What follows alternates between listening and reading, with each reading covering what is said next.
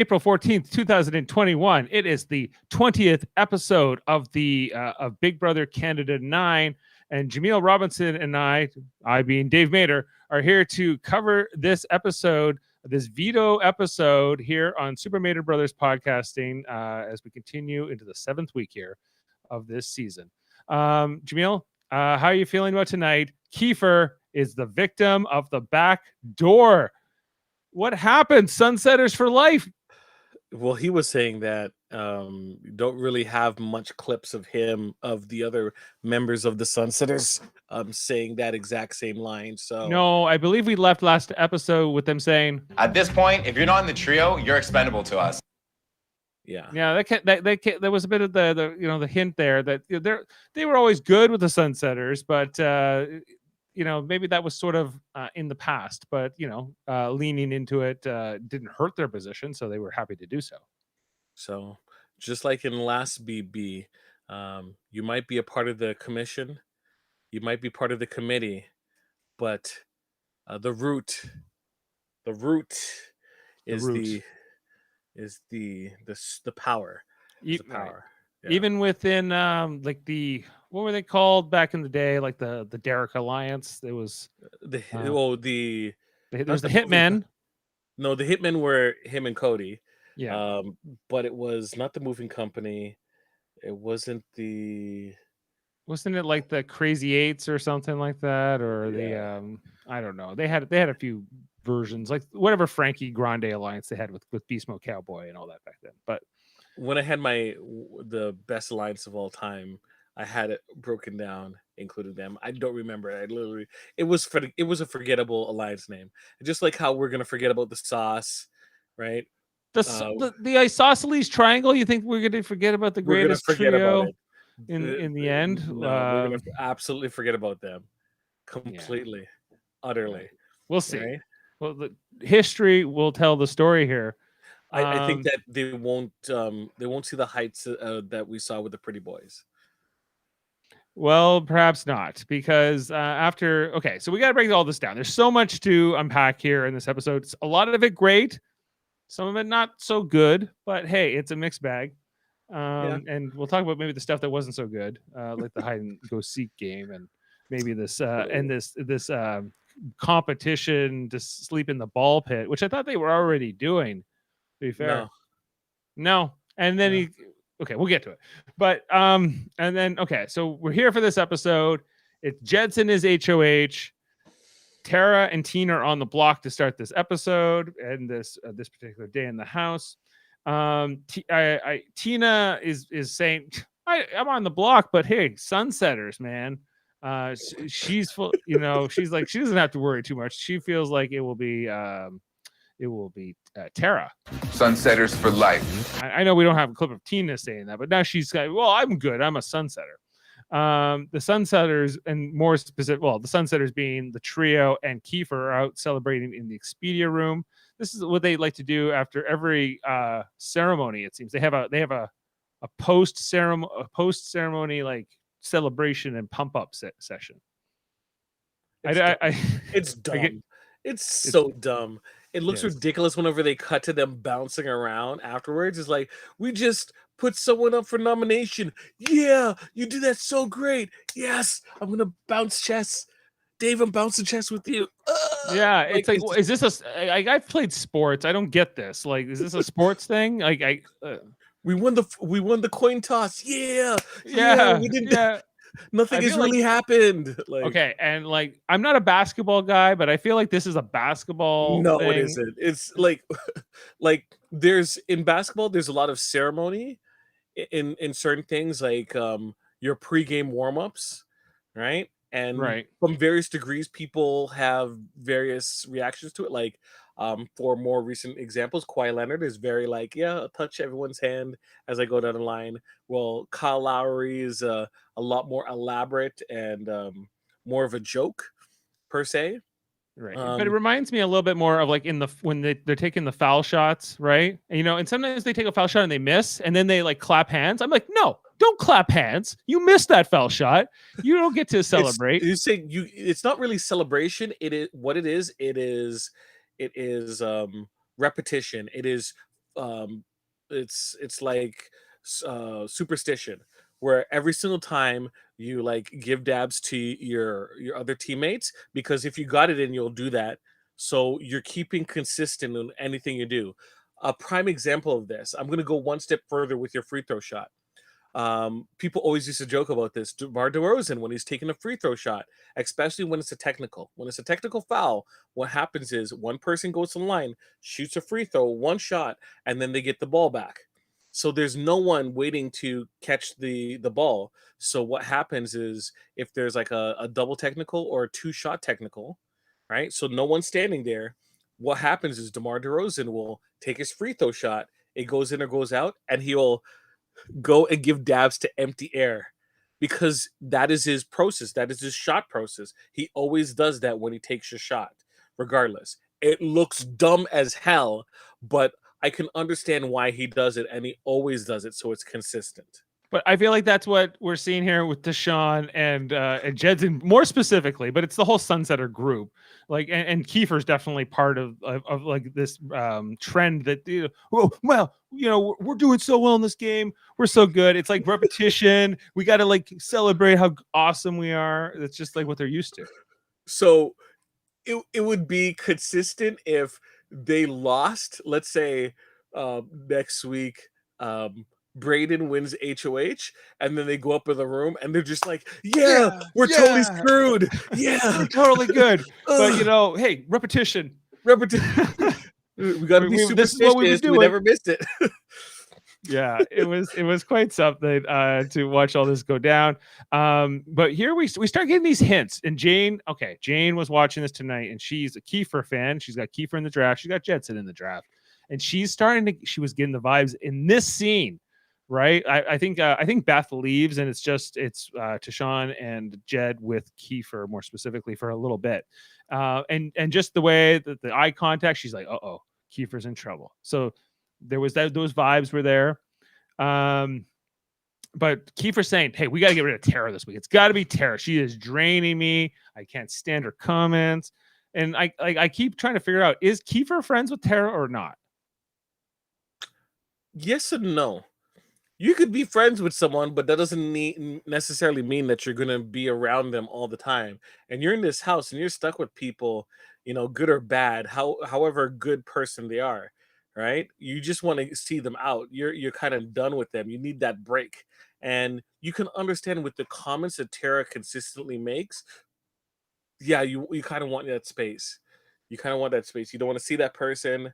Like, could have said something and it was in jest and it wasn't harmful, but it hurt, or you didn't like it, right? Like I don't want to say microaggressions, because that's a little bit too aggressive in terms of what she's been doing, but even comments to Jed and Ty about how they live their life, and it's like, look, you're not their mom, so and I know you're traditionally in mom mode, but you need to stop it. You need to cut it out, because her oldest is what, 5? Like, yes, her oldest I think is 5. That doesn't necessarily mean that she needs to talk to these grown people like they're 5. I agree, and I also think she's only been in the mom business for 5 years. She's like, hey, like, I feel like as a parent of a 18-year-old, I'm like, hey, you got a long way to go. Hey there. She does. But you also know, and you've seen it, where people become parents and that becomes their personality. They like lose all sense of self, and it just becomes like, that's her identity. Yeah, like it just completely surrounds her. I want to know who Tara used to be, though. She was probably a party girl. I bet you. I so bet you she was a party girl. Yeah. But now she's responsible and she has to be an example for her kids. But like 7 or 8 years ago, right, she was like at college getting crap faced. I should just say shit faced, right? And yeah, it's okay. We'll permit it. Yeah. and there's photos of her like with, so like, let's be a little bit honest with. Let's hold it back a little bit. But she's also a spin instructor. That's also her. Like, her social skills are limited to teaching people how to go on a bike. Come on, two more. Come on, just bird. Just feel the bird. Feel the bird. Come on. Notice that she's not a Peloton instructor. Yeah. So. She's not a Peloton mom, you're saying? Just saying. Okay. Yeah. So I wish I pulled this as a sound clip, but Tashawn was trying to say, I think this was a reference to Kiefer. Like, we're down in numbers, but we're up in the odds now. Yes. What was that? Like, what was this? That was for sound clips. That was totally a sound clip. It would have totally made a sound. I might go back and pull this episode later. I was like, we have to get on the air.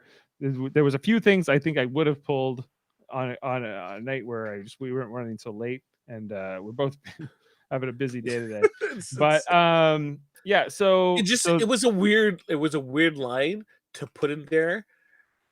If it made sense, it would be like, okay, I could see why you might have put there. It didn't make sense, so that's why it was like, what did you say? Do you hear what you're saying? It's little things that it works as like an idiot edit where people just well, that's how Tashawn is starting to turn into kind of like the dumb one of the trio. He's like Jedson seems to be more of the calculating front man. Beth is sort of like this. She's kind of Lady Macbeth to Jedson's Macbeth, and and I feel like Tashawn's like he's like the Yago. He's like the kind of like the he's like this third guy. Yeah, he's sort of like the advisor. He's like, yes, and I'm always like, yes, master. I'm always like, is Tashawn like having English issues? Because I'm never quite sure if he's a French guy or not, but I don't think he is, because he seems like he's an English guy, but or if this is just how he thinks, and like down in numbers, up in odds, whatever kind of strategy statistics he was throwing at us in this. Do you think that he thinks that he can't speak at all in French? I don't know. He could feeds. I haven't seen any. I haven't seen how bilingual he is either. So I assume he is, but he could be as bilingual as me. He might be. He might I found out there was a French language Big Brother Canada. Like, it's called Big Brother something in French. Grand Maison. Yeah, it's a Gros Frère or something like that. And so he could have gone for that if he wanted to do the French language one, but he came to the English one. So hey, but yeah, Tashawn, I'm just like, what is Tashawn gonna be able to win this game if he gets to the end? There's still a lot of time. Still time. That's the crazy thing. Like, things can still happen. He could impress people still. Yeah. Okay, but then we get this. We had Kiefer saying they'll never target me. He's talking to Tina in the defender room, and Tina kind of drops on him like, hey, it could be you. Hey, right? What was the statement? Hey, do you boast about your wins to the guys? And they're like, yeah. And it's like, don't do that. Don't do that. Yeah, you might want to stop that. You want to stop doing that. You're kind of reminding them that you're a threat, that you beat them in competitions. They're competitive guys. When you beat them, they don't love it, even though you're in an alliance. They're happy that, you're in an alliance with them and you keep them safe. But really, they would rather win. Yep. If they can get you out, they will. They want to be the best player on the team. Yeah. And because every time they win something, and now they have a taste, especially Jensen and Ty, they have a taste for the wins. But because they aren't the best, they're like, I'm better than that person, so I'm going to show you why I am. Yeah. Right? But because both of them aren't the same level for the most part, they're not looking at each other as threats. If Jed won as much as Kiefer, then Ty would be, kind of looking at him like, can I beat him at the end? Right? And vice versa. So them not performing super well has kind of led them in a position where they're like, strongly believe that they're on a same level, and that's another reason why I think the thought never came to like attacking the other person earlier. Yeah, they've remained very loyal. The Sauce, I have to say, like it's been kind of inspiring, but also, and we'll talk about we got to talk about this ending because this was such an emotional episode tonight. Like Kiefer's like like going down in flames here by the end of this episode. It was hard. You know, even though I haven't been a pro Kiefer guy for a while. You know, because he never saw it. We could all see it. People in the house could say, like, they'll never be loyal to you like you're loyal to them. Do you not get that? And he was like, no, I want to be part of the greatest alliance ever, and then be the greatest player ever. Yeah, like he just put them ahead so much that, like, and even then he was doing stuff for them to the detriment of his own game. I guess, okay, we're getting into this. Like, I have no problem against the move. The move makes absolute sense. My issue is this was the cherry on top to how they've been mistreating him throughout the entire game. And I don't mean mistreating him in terms of him voting him out or anything like that, right? But I mean in the general disrespect. I mean that when he has power, right, they like hang around, but they're not necessarily supporting him. They would actively work against his best interests, his interest for the week, and like make side you know, conversations and conclusions and plans against his wishes, right? They were trying to keep Kylan Rowe, right, during that week. You knew that Kiefer wanted to get them out, right? And at the end of the day, if Kiefer turned on them before they turned on Kiefer, they were going to turn around and say, "Why weren't you loyal?" Right? They would have said it, but like I think that here we proved like they're not like super honorable. They're out to win, like, you know, like it's not falling your sword here. This move by Jedson is. I don't mind people wanting to win. I don't need the you know, people thinking that they're a hero at the same time. Okay, but did Jedson ever think he was a hero? Like, did he really think? Like, did he really believe this loyalty stuff? And maybe I guess he maybe does believe it in the case of the sauce, right? Like, at least with Beth, like his bond with Tashawn seems almost unbreakable too, right? But everybody outside of those two, I think he's whatever. Not Latoya. Not Latoya. When Kiefer and Latoya was up, that was a proof of the pudding, where they're actively talking about what they're gonna do after Kiefer gets voted out, with Kiefer in the room. Right. Oh yeah. Because that's the whole tragedy of this story of Kiefer. He, like, back then, like those were the three of them, the trio. These are the same people from back then that are here now. That's happening now. Post double eviction, right? They all voted. We'd rather keep Latoya than you. He's like, that's okay. I still love this alliance, and I want to be a part of it. They're like, oh, okay, sure. And then he ended up winning the next week, right? As I recall. And and then he went after Kyle, and he got Kyle out for them. They're like, great. And then he won in the double, and he got out Rohan for them. And they're like, great. And then they get to this, and they're like, well, if he gets to the end, he's positioned well with all these players. He's a threat to us, and he's been beating us in comps. This sucks. Let's get him out.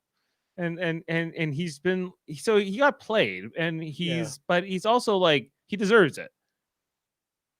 Yeah, he does. Fully walked into it. I can't feel disappointed at the situation. I can't. No. It's loyal to the soil, loyal to the squad, Sunsetters for life. There you go. Okay, I want to also talk about this scene with Tara and Beth tonight, where Tara is trying to make a side deal with Beth, and Beth's kind of into it. Where Tara's like, "Hey, you're going to be seen as sort of a tag along with Jedson and Ty, right? Rightly or wrongly, a lot of people, like, you might be perceived like this." Now, I thought that this was a good conversation. I think that, you know, Tara was saying, "Hey, I trust Kiefer so much," and then, however, and this probably didn't work well for Kiefer his game tonight. But on the other hand, it's also, you know, was ironic to me because I was like, Kiefer saying to them, like, I want to get Tara out because she's grating on me, right? And then Tara says, I'm happy to play for second place. You get $20,000 if you get second place. Mm-hmm. Nothing too shabby. She's happy. She'd be happy with that. And Beth, and she's like, Beth, you're the strongest player of those three. She's like, I know. Do you love Beth's like newfound confidence and Well, it looks like she's finally playing the game. And she's having those conversations with the other members of the house. Unfortunately, there's like 3 other people of the house that she's not currently aligned with. It just seems too late. It feels too late in the sense that I would have preferred this narrative throughout the season as opposed to, week 7. Is it a little too late now, you think? I feel it's a little bit too late. Because I'm looking at situations and I think I have a pretty good idea with some of the awards. Right. Like when I say awards, I mean like where everyone is awarded in their terms of their position. Right? Where was this narrative? Where was this this performance? Like Tina can at least say, you can turn around and look at Tina's playing style and that she played a very social, under the radar thing. And hey, she is a veto and a HOH win from like a decent resume. Right now it's a little bit social heavy, but if she had like 1 or 2 wins, you can talk yourself into a situation where she had a very rounded type of performance throughout the time, right? Yeah. I don't know if I can say that about Tara because her social game was basically buoyed. I can't even say the word. It was kept afloat, right? Buoyed? Is that what buoyed? Buoyed. Okay. Buoyed. A buoy. Buoy. Bubble buoy. By Tina and her kind of protecting her. If Tina's once again, that's more of a feather in Tina's cap than it is for Tara that she lasted this long, right? That she was basically kept under control. Beth, Ty, and Jed, it's always going to be muddy as to who was doing what, right? Yeah, you can always say, well, you always thought it was Jed, but it was really me. And you might be able to convince people of that kind of stuff. It's muddy. Not. It's too muddy, right? Muddy. Whereas, like, Brayden has done nothing. So even with 1 or 2 things, it would be like, you've done nothing, and then all of a sudden you start working. Well, right? You lost Austin, and then you became alive. Yes. So it's like you died. It's like you were voted out, just like you were gone out of the game. It's like you were already dead. Exactly. And then you were like, by the time you were like, no, I'm alive. Everyone's like, oh. Well. Oh, look, someone cast a Fantasia spell on this chair. That inanimate object is now walking all over the place. Yes. Right? Kiefer had more of a narrative, right? Where he's good with everyone. He is there. My original point, taking a long detour I just took, is that we're talking about narratives here, and Beth is putting in work to try and change hers, to differentiate herself. Now, is Tara going to be that spokesperson to say that she did it? I hope that she's also putting in the work to say, hey, I convinced the dudes to talk about Kiefer, so that when Tara eventually gets to the jury house, right, she has that tale to tell. I can't figure out where Beth's at, because on some hand tonight, and like in this edit, I'm getting this feel like, okay, Beth is, yes, she might be a little bit too late here, Jaemeel, or maybe not. Maybe she can still like do things. She has an HOH under her belt. You can make it's muddy. I get it with who does what between Jedson and her and Tashawn, but at least she's been somewhat active. But on the other hand, and she's saying, hey, I'm not going to throw away my game for a boyfriend who lives half across the effing country. She says here, that would have been my other sound clip I would have pulled. She's not about, but then like in the next scene, she's in bed with Jedson and she's like, sorry, I got it. We need a little rain kiss or whatever it's called here, because no rain kiss. Never heard anybody. Cutest man in the world. Cutest man in the world. And then she dishes everything Tara tells her. Everything. Right. And Jane and I are watching this going, what? Why would you tell Jedson this entire thing? If you I can't figure out who Beth is. Who are you, Beth? Are you both of these people? Mm-hmm. Is it because, like, this is what she feels like, this is what gets Jedson's attention that she craves, is giving him information, and that's just the habit she's in? Like, I have Big Brother information. Do you want it? It feels like that. Because this isn't the first time. This has happened repeatedly. When Ro was trying to work out something and things were looking a little bit good in terms of like, she's setting herself up to have like another person on the other side of the house. No, she goes and turn around and tell everyone. Right, and then it's nothing. She burns that bridge immediately because she's afraid to what? Like lose Jedson? I think it's the general nature of a lot of these individuals in the game that they're like, well, I don't want to be disloyal unless I'm disloyal, right? Or they don't want to be hypocritical at that moment because they're going to eventually be hypocritical about loyalty and not saying something. Like they threw Kiefer under the bus where he's like, he didn't tell us immediately that uh, you know Victoria was The invisible invisible HOH, even though they knew, right? But this is what they do. This is their move. Yeah. Like they love to like hold this moral high ground, and they're so loyal. But it's all BS. Clearly, this Kiefer backdoor here tonight it shows it's BS. Mm-hmm. They're not about loyalty. They're about winning. Look, what's going to happen in a couple weeks is they're not going to be in power, and whoever is in power, they're going to go up to them and say, "Hey, if you're going to put me on the block, put me on the block, but at least give me a fighting chance, right? A fighting chance for a veto." Like, does it count as a backdoor though? Because Kiefer was in this veto. It still counts as a backdoor. But like, if you played in the veto, you had a chance to save yourself. You just didn't know you were the target. It's just the way the Canadian rules are. It's like, but it's not a rule. I feel like it's a term, right? Like it's like just what is a backdoor for me is like a blind, like especially if an HOH it would in like the American version where the HOH can play in the veto and can pull a nominee down. That's like a true backdoor to me, where you pull your own nominee down and you put somebody up. Yeah, but that can't happen in this format. No, unfortunately not. Although I do kind of wish it would. Speaking of which, we had the veto comp tonight, and so Jed picks Ty out of the chips. There's only so many people left. There's only 7 left, so most people are going to compete in this. Tara gets house guest choice, picks Kiefer, the eventual backdoor, or maybe not victim, and then Tina. But she said she was thinking about picking Beth, but she doesn't pick Beth because she doesn't want to give it away. So, see, this is where I'm like, Tara's a better player than Beth. Oh yeah, but Beth is in a much better position because of other factors. True. Right?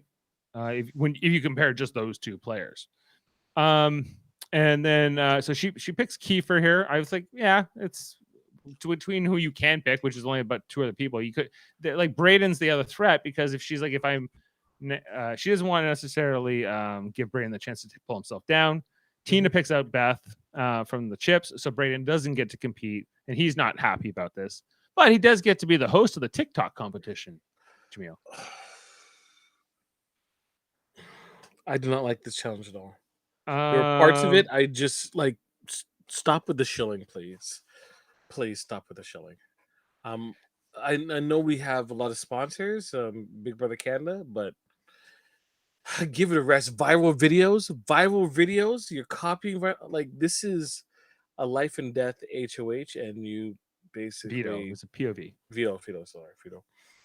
POV. Yeah, I'm just tired of all the like.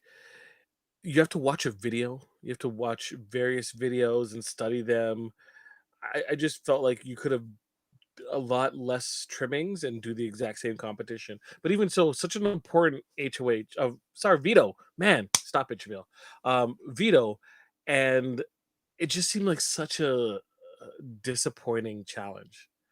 Did you like it? Did you like this? I was fine with this. I thought this was okay. Like it was it was typical like sponsor shilling, but it was they made them. I hate these things. Like, but at the other hand, I'm not so much concerned with what the house guests have to do as long as it seems like it doesn't kind of matter what archetype you are. Like I don't like to see these ones where if you're tall, you're going to win, right? Like deadlift this.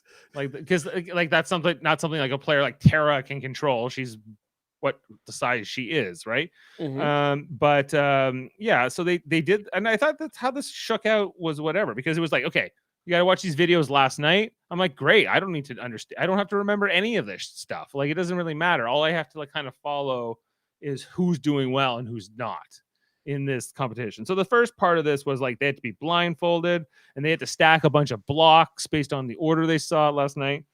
And what, you know, he said, okay, and he also says that Kiefer tells us in the diary room that he would take down Tina if he won the veto here. So he is going for this, right? He could have saved himself tonight, and Tina. Well, it makes more sense to put, like, at that original time, Braden and Tara up as opposed to Braden and Tina up. Right. And Tina is someone he's a little closer to. Tina's sunsetter. There's a few reasons it would make sense for Kiefer to do that. And Beth was not doing well in this competition. No. What do we have here? She was very confused. Tara got through early. Tashawn was not doing well. Tina moved on eventually. Beth eventually moved on. And so Tashawn, his competition record performance, I think it's not even just that he loses. He often loses very handedly. He just doesn't have a good sense of these carnival games at all.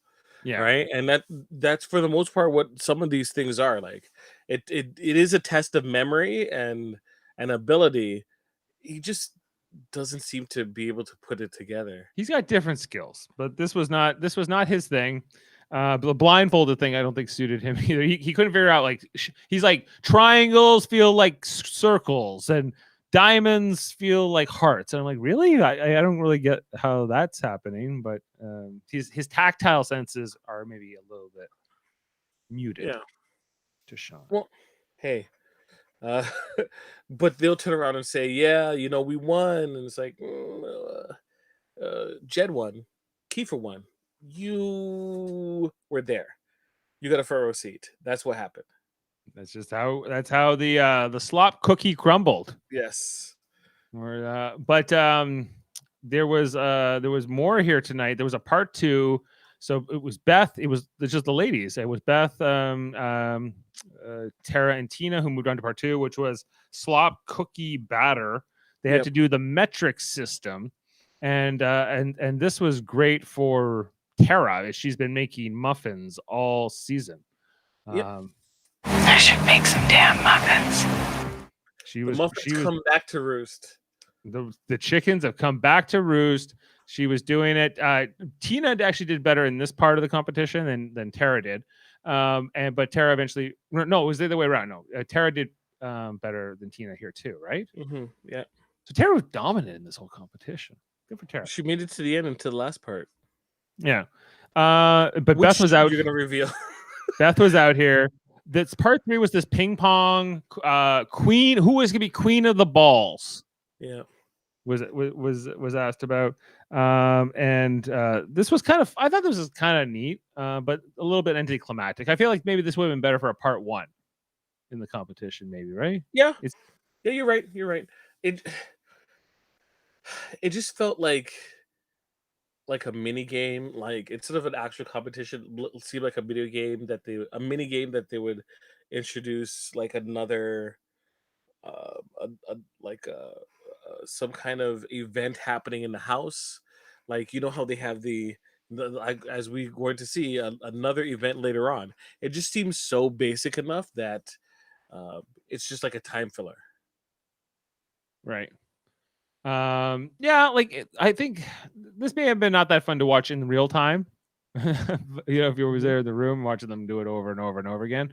But I was fine with how this played out. I was happy to see Tara win. I thought that although, like, Tina was trying to, like, hey, congratulations, hey, and she was like, I have no time for any of this. I won on the anniversary of my brother's death 14 years ago. Tina should have called the ball a coward for not bouncing properly. Yeah. Will you be Cowards. Will you be? Where is it? Bunch of cowards. She wants now to be called Trick Shot Tara, Jaemeel. Will you be Nope. referring to her as that? Nope. No? Tara the Terrible. Terrifying Tara. Tara the Terrible, or Tara Bull. Tara Bull. Her last name. Tara Bullshit. Yes. There you go. Uh-oh. Watch out. Watch out. Bunch of cowards. And then Kiefer, he was right after this competition was saying, okay, Braden's the backdoor plan, right? We're gonna backdoor Braden now. This is I think there's only so many options, right? Like, Yeah. well, That was the conclusion that they were having all week up to that point. It was just conversations over and over again, kind of confirming. It's like, yeah, Braden's the one. Braden's the one. Like, you look at the first episode of the week compared to now, it's like they just basically flipped their opinion. Like, they were so adamant about Braden. Yeah. So, did this happen where it happened? Like, you think? Because in the next scene we get Jedson and Beth in the HOH room, and this is kind of where the episode's like, well, what if we put Kiefer up now? I think it's Jedson who suggests it first. Yeah. And then, of course, Beth is really on board. She's like, oh yeah, well, yeah. I've been thinking. I didn't want to say it, but yeah, let's put up Kiefer. And this is where it gets kind of planted. Tina and Kiefer were talking in the defender room some more at this point. Again, I think she's like, it could be you. You know, you gotta watch it. I think that I don't know if this was where she warned him or earlier, but they were talking at 2 points, and he never wants to listen. He's like, no, I'm solid. Sunsetters for life. But then Ty and Jedson talk in the HOH. And then Ty's like, I'm into that idea. Like, why not get him out now? He's a threat to us. Him being here prevents me from winning. Me to Sean. He's better at the carnival games. I don't like it. And I can beat. He probably feels like he can always beat Tina and Tara, which is ridiculous because Tara and Tina both beat him, and Beth beat him in this competition tonight. Oh yeah, but he's on. Beat him like a mule. Yeah. Yeah, I gotta imagine that Deshaun will hit the block at some point. Maybe. Honestly, I think before this game is done, all three of them will hit the block. You think at least one, but up until final three. Okay, but speaking of which, Jedson and Tara come out after this commercial break. They say, okay, it's good to figure out who's gonna sleep in the ball pit. We kind of talked about this a little bit. Now we're at this part of the episode. It meant you had to sleep all week in the ball pit. I was like, well, I thought that's what the whole point of being a have-not. Isn't the ball pit been called the have-not room? Yes.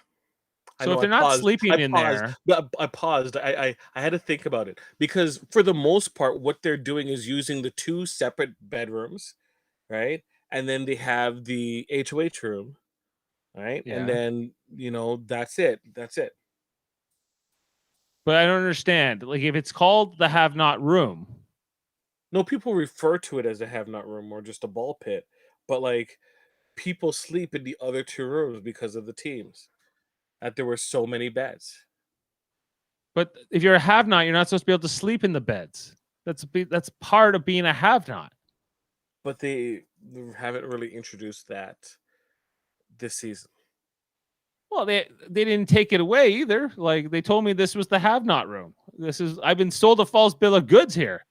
Well, you got to put in your letters to Arissa. Email her now. This has been the greatest con of it all. Like, I'm kind of we gotta go all the way back to LaToya. You know, You feel cod? I do not like ball pits. I don't like when I'm sold that this is the have-not room. And anyway, so they had this whole hide and go seek game, wasting time on nothing. It was who was going to have to sleep in the ball pit. I was like, okay, all right, fine. Let's see what this is like, right? But they did this whole hide and go seek. Apparently Ty and Beth have been pranking each other. The truce was off. I don't know what the hell they were talking about. And then they put a bunk bed in that ball pit. Yeah, I felt pissed off when I saw that. I felt that was cheating us. So what's so bad? Nothing. Literally nothing. He's by himself. He's got a quiet room to himself. I'd be thrilled with that situation. If they're like, hey, you get the ball pit. That's your room. It's this massive, huge room. But once again, Big Brother Canada, and this has been a criticism from the start for me, doesn't go far enough. They'll put like a situation that can seem uncomfortable, and you're like, oh wait, I can't wait till that plays out. And then it's just for decoration for the most part, and it has one challenge. Like, are they going to involve OTEV in that as well?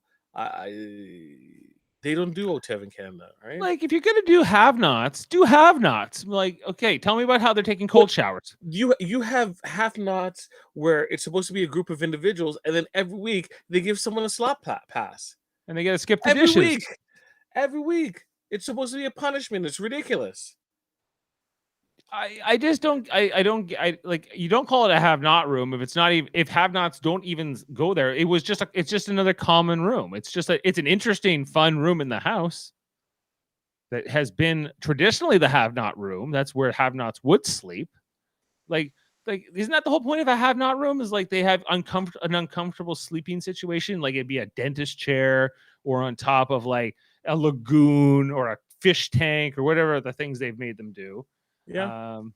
Or just a floor. Sometimes it's just a floor with nothing else, or like it would have been bad enough that they gave Tashawn a sleeping bag, but they didn't even give him just a sleeping bag. They gave give him a pillow and tell him to make his way there.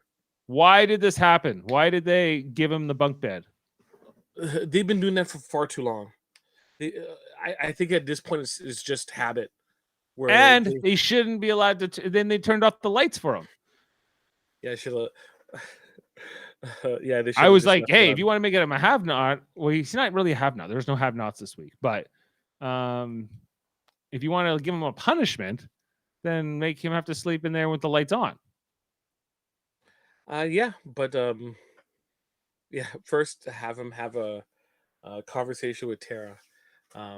That's also a have-not in terms of having a great day type of situation. Do you think it would be possible to fall asleep in a ball pit? Yes. I can fall asleep anywhere, as many have seen throughout this season. Is there a potential danger to falling asleep in a ball pit? No, were they worried about gaps? There's enough gaps. You'll be okay. Well, you won't suffocate, but you could choke. Well, unless you have your mouth really wide, there's no way. Then I can't accept that Tashawn was not made to sleep in that ball pit. Lights on or off. I agree. If they, yeah, I agree. They should have given him leotard and some pirate gear. Yeah, pirate gear. Sorry, clown gear, and then have him sleep. That's his pajama. He has to wear clown shoes and like. Look what I wrote here in my notes. It says lame. This whole thing was lame. I was not impressed. It was LeMay. It was Jack LeMay. LeMay. Yes. Okay. And then Braden and Jedson were talking after this. He's like, well, why not put up Kiefer? And Braden kind of makes a good case here. Jedson's at least, yeah, I guess. Like I can kind of see what you're saying here. And Braden just tells him a bunch of things that happen to be true. Yeah. Right. Because Braden's really got. It's either me going up or it's Kiefer going up, and so this is why I thought Braden. We can talk about him being sort of this dead player for most of the game, and he probably can't win. But if he had been playing like this throughout the game, he would have been fine. Being so much better position. Yeah, but he's just too late. He's just too late to the game, unfortunately. But I'm glad he's here. I'm glad he's playing. I'm glad he's being active. Yeah. I just think it's probably too little, too late. Yeah, can start sprinting at the finish line. Right. This is where eventually, the trio gets together. They're like, Kiefer. He's not in the sauce, man. It was Sunsetters and then sauce is it, right? And Tashawn's argument here of like, okay, come on, the Sunsetters was a final 6 deal, and and I'm like, okay, but you guys are in the final 7. Yep. So technically you're not, but Latoya's not here anymore. she hasn't been here for a long time. So you could argue that once Latoya was gone, that finals 6 doesn't really exist. Like, or like just because these 5 survivors are still here. You could make that argument. It would have been interesting to see if like level 6 had, like, well, they did lose a member, right? Like level 6 did lose I can't remember whatever his name was. The level 6 guy that I can't remember his name. And not the little person. No, he was never a level 6. You're talking about JC. Okay, Casey, Faisal.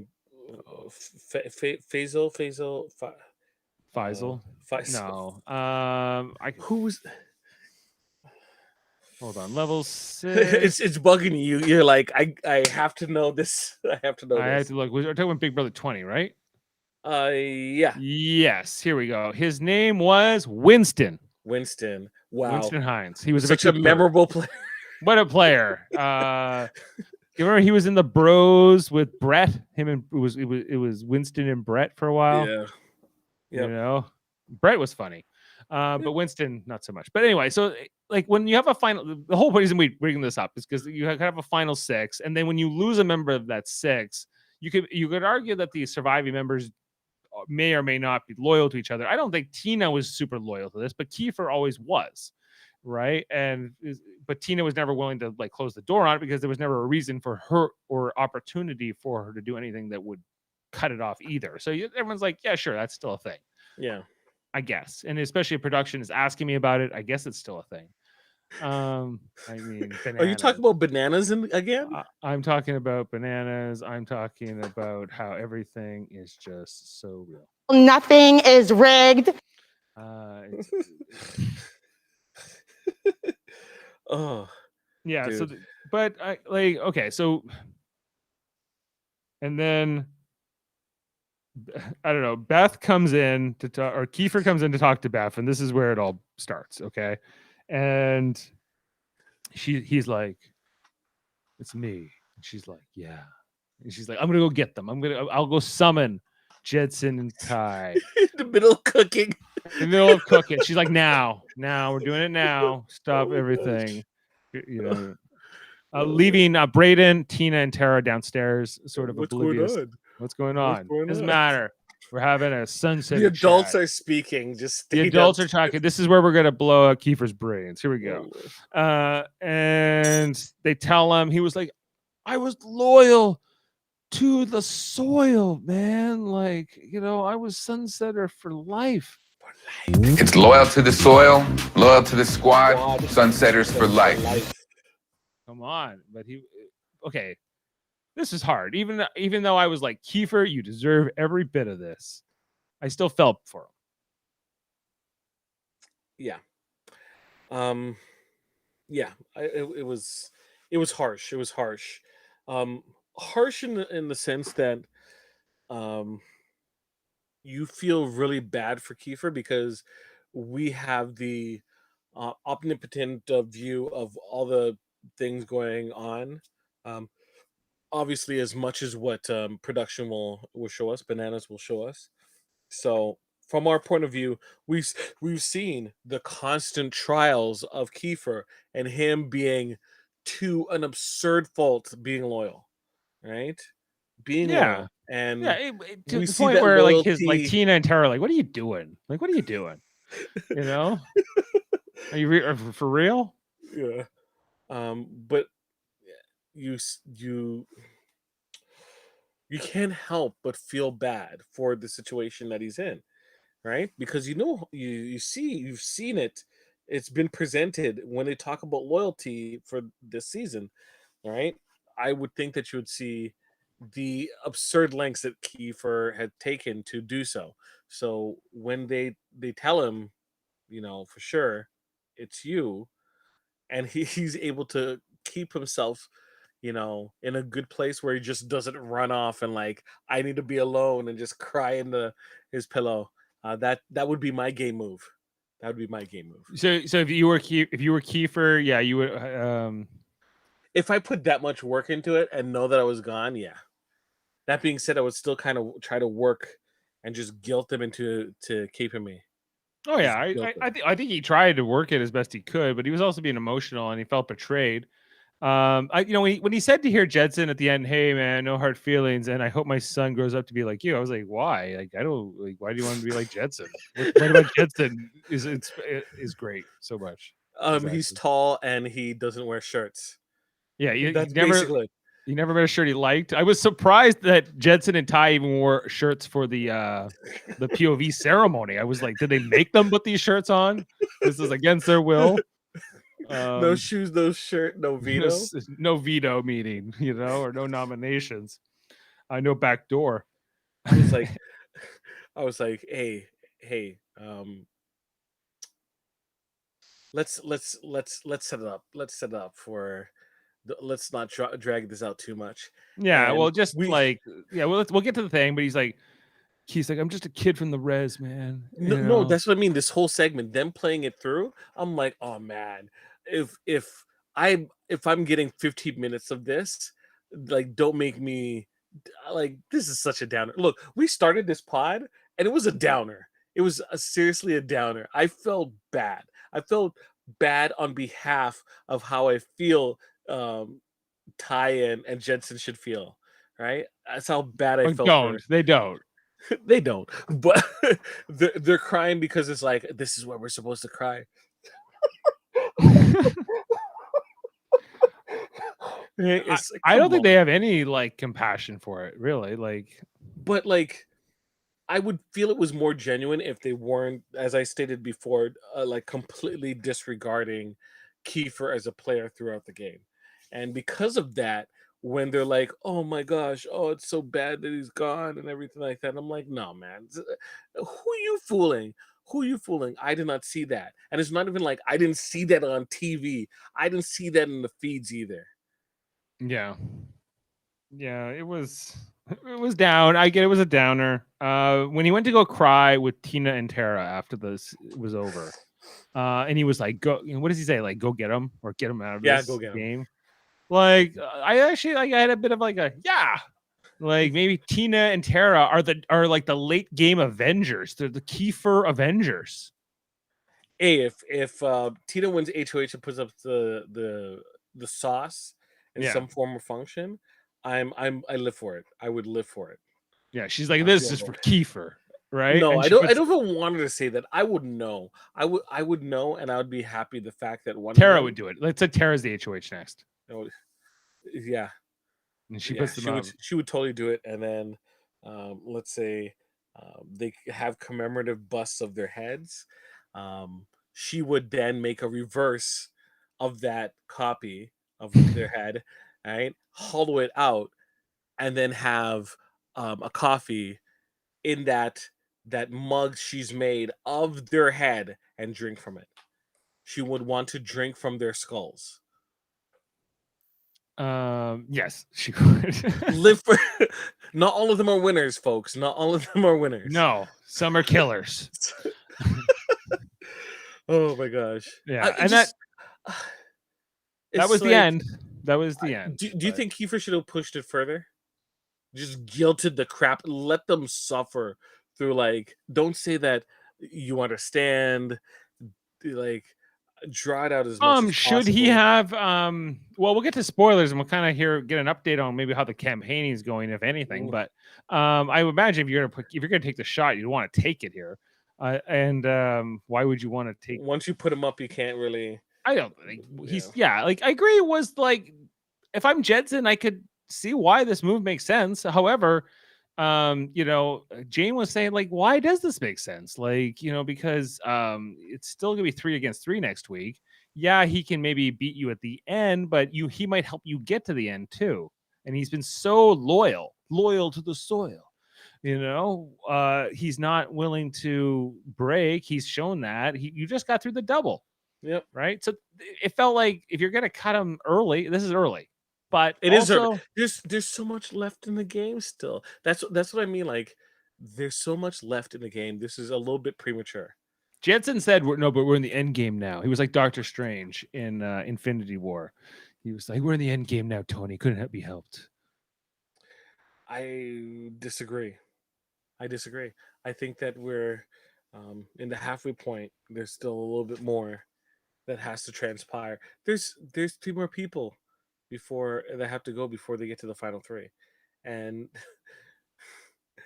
like, come on, guys, come on, like a specific puzzle or a specific HOH, and you guys are 2 of you people are up with no type of ability to kind of reposition it so it goes to like a tiebreaker, or you guys get the final vote because it's 2 versus the remainder, because the other 2 are on the block, mind you. Or I feel like if you're an ally of Kiefer, this was early to cut him. You know, like they've made move. Like I feel like they got a taste for it because they got like Victoria, and that was a big move. And I think it was the time to make that move. Even though, but here Kiefer feels like at least a vote early, especially coming off that. But it's a great resume builder too, because they'll say, "Well, Jedson, cutthroat, right? He's looking great here for a final 2, right? He'll say, hey, remember when I backdoored Kiefer? No one thought I would ever do that, and I did it. And nobody else can take credit. I think he's also worried about losing to Beth, in a final 2, and this is maybe giving him a leg up on her now. Yeah, because the thought process will be that it was their decision. Yes, it was, and no, it wasn't, because I think it would be a different type of situation if one of them disagreed. Well, I think that's just the knowledge that Beth goes and blabs her mouth to Jedson about everything just will always make her seem like the weaker player, even though it's muddy. The way that she takes information from the other side of the house and then betrays that any kind of trust constantly is not going to, I think, make people want to vote for you at the end. Yeah. Like if Tina and Jed are in the finals and Tina has won something, like Kiefer's gonna vote for Tina. Yeah, for sure. If she continues at the pace that she's on, and then let's say just before there is an HOH win or something like that, that might be enough. That might be enough because it's so muddy for that trio and their decisions that Tina can at least argue her own decisions and we can take it at face value, whereas everyone else is going to always question the trio. Right. Because it's so early. It's still early. So we're only halfway through the cast. Yep.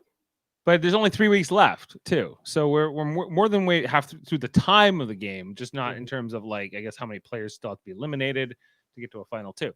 However, we are coming up on an hour. I know it's a late night for both of us, and we're gonna try to wrap it up. So we're gonna get to spoilers. We're gonna just kind of hear maybe how this vote's looking. If there's anything else, like Jaemeel saying, there's not a lot of information probably to go through. I don't have that much information because so it's gonna be a quick little segment we'll do. So we're gonna do a little sign off here. If you don't want to know anything, if you want, there's a chance for Kiefer tomorrow. I highly doubt it. I don't know, but I highly doubt it. This like they usually do like a pretty decent job of kind of showing like they're scrambling, there might be something. They leaned heavily into Kiefer's exit, so we'll see. It'll be interesting if anything happens. Like if it like tomorrow night, it's like Kiefer's triumphant return. The good guy from Haida Gwaii was there. And the good guy from Haida Gwaii had an epic comeback. What was it? With the epic heart. The gullet one. The gullet. Oh yeah, it's infamous. The man with the mullet. The man with the mullet. Big gullet, bigger heart. Let's go. Let's go. Oh my gosh. Goof. So pleased with himself. Yes. And then you know what? I'm gonna say that at work tomorrow. Yeah, you're like, I don't have a mullet, but if I did, like, man see how people react. Yeah. And I slap myself too. I'd be like, big gullet, bigger gullet. Heart. Let's go. Let's go. Okay, let's go. Let's go. Team meeting, and then I do my hands and start bumping. Yeah, you guys start like I punched in. Yeah, punched in. Yes. Okay, so we're getting to spoilers, Yes, spoilers. shortly. If you're signing off here, make sure to check out our other channels and shows. If you're not just watching us for Big Brother Canada, including Live Long and Podcast, where we talk about Star Trek all the time. Tuesdays, Deep Space Nine. Wednesdays, original series. We've done other stuff. And then we also do Star Trek Radio Theater on the weekends, which our next one will be Sunday night this week, April 18th. As we're going to be doing our man Bashir. Jaemeel is starring as Dr. Julian Bashir. I'll be in this. What a laugh! This is like a Star Trek James Bond radio play, everybody. So check this out. I'm playing like Worf, the Klingon, but I'm also playing like a Bond villain. It's really interesting. Check it all out. And also our other channel, Trivial Debates, which is our monthly channel episode. We do this on last Sunday of every month. My son Eamon hosting this next episode, April 25th, over on that channel. This is we argue about movies, TV, sports, and more. We got Adam Woodward going against Jody Simpson, and my mom. My son is going to be the judge, and my mother is going to be a contestant. I don't know what, and I'm the producer. There's a lot of conflicting feelings here. So chef's kiss. Mwah! Yeah, quite. Yeah. And with Jody and Adam in the mix, it's going to be even more interesting to see how this plays out. Yes. So check all that out. Also, there's tomorrow. So if tomorrow you're night, leaving us, tomorrow night. Come back tomorrow night. We'll be covering the eviction about 10:20 tomorrow night, Thursday, April 15th, 2021. I will get a monster. And I will be bright-eyed and bushy-tailed tomorrow. Yeah. Okay, there you go. Energy drinks will be employed, but until then, let's find out what Kiefer's chances are. That is our spoiler warning, as the great F. Murray Abramson from Star Trek Nemesis gives us a screen. Okay. So I've been super busy, so I haven't been up on feeds, but from what I've last heard, let's do the last rites. Kiefer's Big Brother performance. It was a good run. It's been a long road, as Russell Watson has taught us. It's it ain't over till it's over. Till it's over. It's kind of over. Is it what give it a chance? What chance does Kiefer have to save himself? Once again, not the most latest information, but it was looking pretty dire. Like, I think they're looking past this week, kind of. Like, it's done. It's a done deal. Yeah. They're just like, okay, now it's about the next HOH. And because like, what is Kiefer gonna do? Like, is he gonna really rail against Tina about how Tina is this dangerous threat? like you could just like, if it was someone else, he could make like an argument if it was like Tara or even was Brayden or something like that, about how unloyal like she is or he is. But like Tina, what are you gonna say?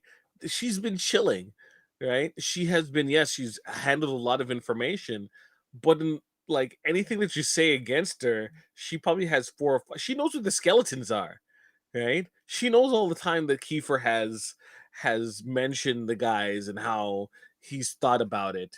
And who are they gonna believe more likely? They're gonna believe Tina. Right, so like, what is he gonna do? Right, he say he's gonna win for them. Like, yeah, like I just read this tweet here where it says Kiefer like was already after this like POV was already back in the kitchen, like kind of celebrating with the boys and trying to talk about taking Brayden out. Let's go. It says, I've never seen someone so obsessed with acceptance. Yes. Yeah, and that's Kiefer. Like, why he's so obsessed with being accepted by specifically Jedson and Ty. Like, he is their biggest fan. He loves them. He's like, he'll be the president of Team Ted of the Undercover Brothers of their fan club. He doesn't know it exists, but he will be. He is going to be their biggest cheerleader in the jury house. Right, because as soon as Victoria is saying, it's like, oh no, those guys, they were on top of it. They were on top of it. They knew, and they're like, yeah, I could see Victoria swaying Kiefer into voting for them in the end and believing. Well, from the sounds of it, Victoria was more pro Kiefer than the trio, and with Kiefer out, I think that, and especially with how Kiefer's going to talk about them, I think they're going to like strongly. There's going to be a pro trio jury, I think, because Roe is going to be rational about this move and the impact that it's made. So unless Tina like does something, I don't know. I could see there being a bitter jury though, like in giving it to Ty over Jed or something like that. Yeah, that is different though. That is different. That is still technically rewarding the trio, but rewarding the trio, but they would be rewarding like the weaker player or the perceived like the less deserving player, perhaps. A different point as opposed to the other points. So like the what is it? The 85-degree angles, right? As opposed to the Jed, the 23-degree angle. 23-degree angle. Because it's isosceles, so you have the bigger angle at the bottom, and then you have the shallow angle at the top. Right. Okay. I was like, where's this 23 degrees thing? Where is it coming from? I'm not, but the sauce, the isosceles, yes, and all of those things. They're the triangle. Yes. So I can see them doing that. Like unless it's like Ty and not Ty, but Jed and Beth, then it becomes like who argues the best, because people look at them as one creature, one organism. Right. Yeah, it's true. There's a lot of good. I'm interested to see how this jury's going to shake out once we sort of get maybe a few more people in there. Get a few. I've been watching like the you saw like maybe the Taron Armstrong exit interview with Victoria and Rohan. Yes. Or listen to it. I guess it was more of an audio interview, but yeah, it was interesting to hear even where Rohan's head's at. Can I get like less Big Brother house and more jury house stuff happening? Can I follow that and just?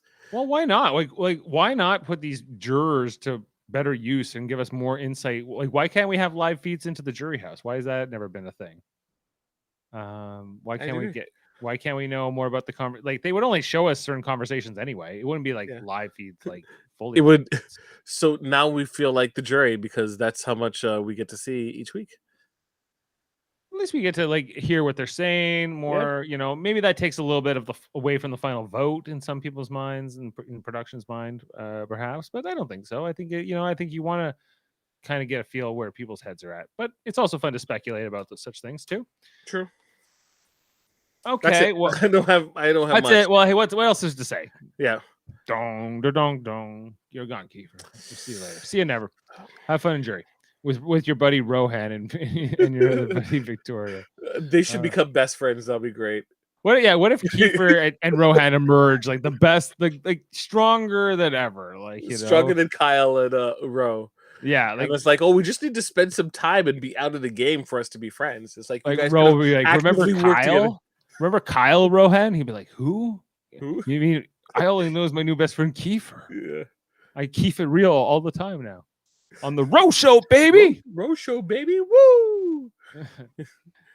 Okay, well, hey, let's close the book for this episode. Jaemeel, thank you for another late night on this, talking about this season. We'll be back tomorrow night for the eviction, and we will be breaking that all down now, probably for Kiefer, and maybe hopefully talk about a new HOH for week 8. So, and I sure hope it's not one of the trio.